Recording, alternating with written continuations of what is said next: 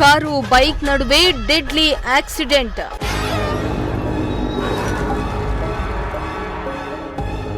ಮೂರ್ನಾಲ್ಕು ಬಾರಿ ಪಲ್ಟಿಯಾದ್ರೂ ಸವಾರ ಪಾರು.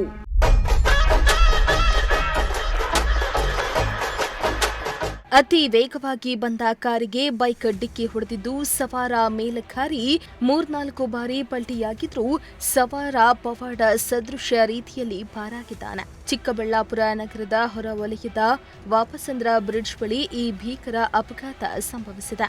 ಅಪಘಾತದ ದೃಶ್ಯ ಸಿಸಿ ಕ್ಯಾಮೆರಾದಲ್ಲಿ ಸೆರೆಯಾಗಿದ್ದು ಮೈ ಜುಮ್ಮನಿಸುವಂತಿದೆ.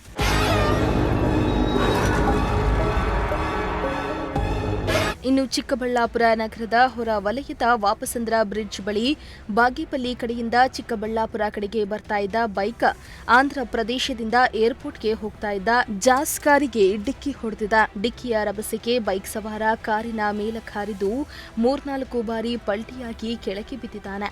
ಅಷ್ಟು ಮೇಲಕ್ಕಾರಿದ್ರೂ ಕೂಡ ಬೈಕ್ ಸವಾರ ಪವಾಡ ಸದೃಶ ರೀತಿಯಲ್ಲಿ ಬದುಕುಳಿದಿದ್ದಾನೆ. ಇನ್ನು ಲಾರಿ ಹಿಂದೆ ಬರ್ತಿದ್ದ ಬೈಕ್ ಮುಂದೆ ಬರ್ತಿದ್ದ ಕಾರನ್ನ ಗಮನಿಸದೆ ಡಿಕ್ಕಿ ಹೊಡೆದಿದ್ದಾನೆ. ಭಯಾನಕ ಅಪಘಾತದ ದೃಶ್ಯ ಸಿಸಿ ಕ್ಯಾಮೆರಾದಲ್ಲಿ ಸೆರೆಯಾಗಿದೆ.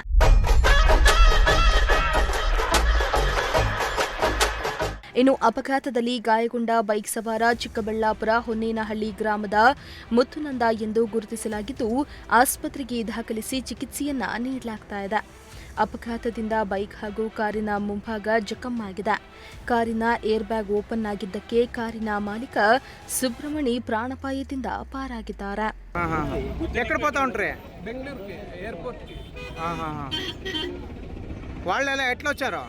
తాగి పరిగెత్తొచ్చినాడు. ఇది స్పీడ్కి వచ్చినాడు. తాగినాడో ఏమో తెలియదు కానీ చాలా ఓవర్ స్పీడ్ వచ్చి ఇంజన్ పగిలిపోయింది. మీరు ఎక్కడి నుంచి ఎక్కడ పోతుంటారు? గుత్తి నుంచి బెంగళూరు ఎయిర్పోర్ట్. ఇక్కడ ఏమయ్యా? ఇక్కడ వచ్చినప్పుడు స్లోగా వస్తున్నాము. ఇక్కడ ఆపోజిట్ లో ర్యాష్ వచ్చినాడు ఆ మనిషి. డ్రైవింగ్ వచ్చి బండింగ్ కొట్టినాడు.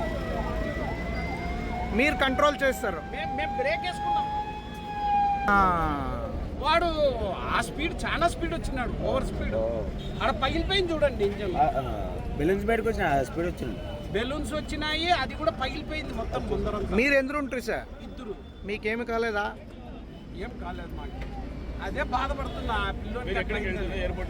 Airport America. మీ పేరు సార్?